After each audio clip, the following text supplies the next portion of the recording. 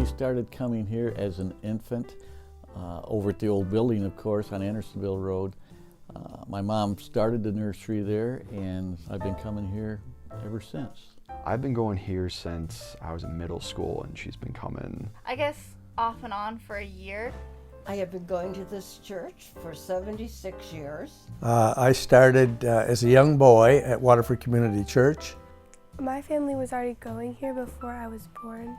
We moved to Waterford in 2012. On our first day, we were fortunate enough to have a luncheon afterward, meet a few people, and talk to Pastor Brent. Hi, I'm Brent Wood, and the pastor here at Waterford Community Church. And I was just remembering when I first came here, I sat down with Mary Jane and we were talking about the church, and I was trying to learn. So I asked her, well, what are some of the things that Waterford Community Church does well? And she sat and thought and pondered for a minute, and finally she looked at me and she said, well, I think we're really good at food.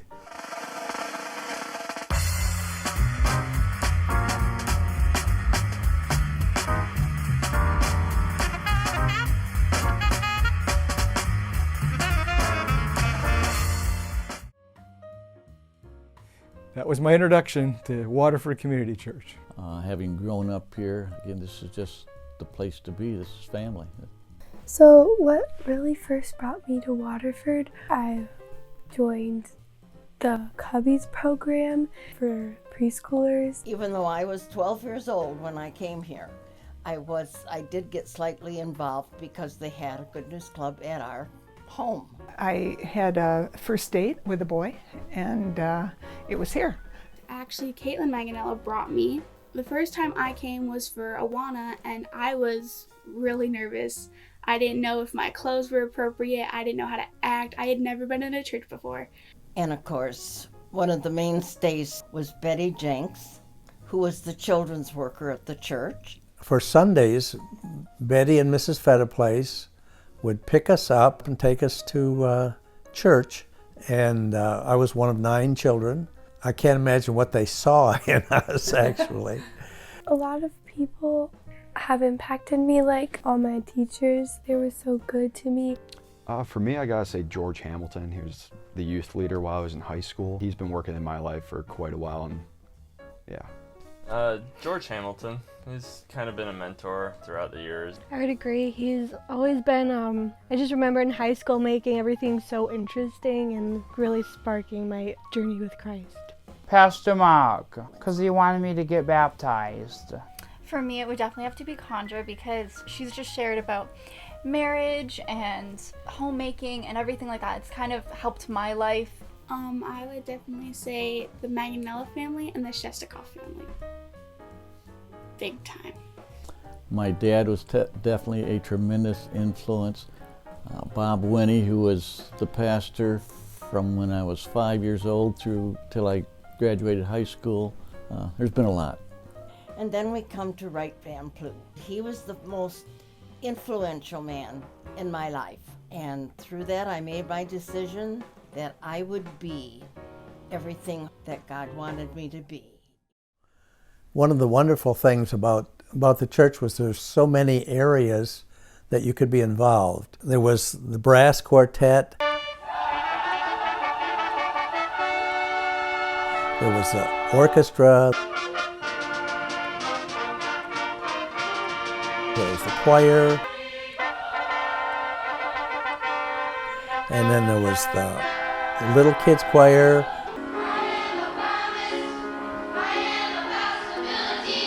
And the junior choir.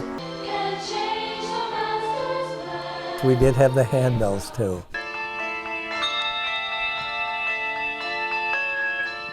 The men's quartets, which I was privileged to sing in. It was just a joy. It was the biggest family you could ever want. But some things were pretty obvious, I think, at Waterford. A spirit of contribution. Lots of people were involved in ministry and making things happen, and that was a good thing. The people. The people have a lot of humor. It's a great group of people that we've been able to find spiritual leadership with. I think another thing probably was just community. There was a lot of connections that were obviously going on and a lot of friendships that were taking place. I remember when I was really little, I remember we were having like some financial trouble, and I remember receiving, they were anonymous, but we knew they were from the church. We received some Meijer gift cards, and it was Christmas time, so the church really came through and helped us through that. Honestly, we've been getting a lot of help during the summer through like from middle schoolers and boys and some other guys that have just come over to help remodel the house, and that's just been a big blessing. My 22-year-old granddaughter got in an auto accident, and she broke her wrist, and no insurance at all of any kind. And the church contributed about half. It was many, many dollars, and so that was a wonderful thing.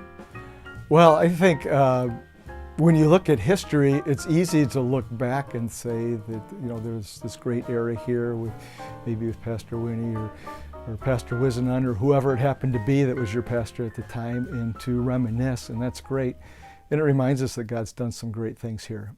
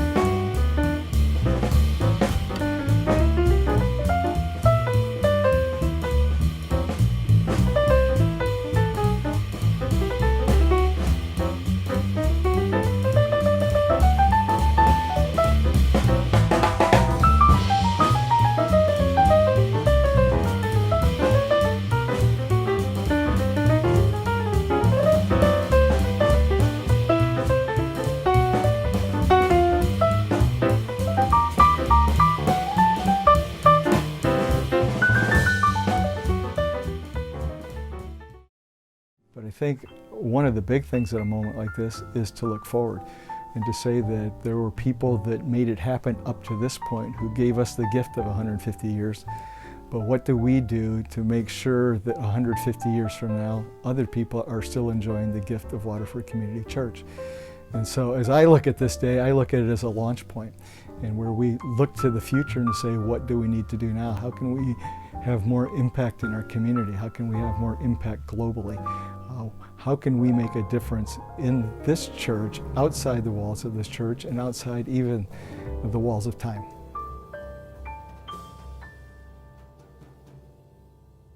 Now unto him who is able to keep us from stumbling and to present us blameless before his presence with exceeding joy, to the only wise God our Savior be for glory, majesty, dominion, and power, both now and forevermore. Amen.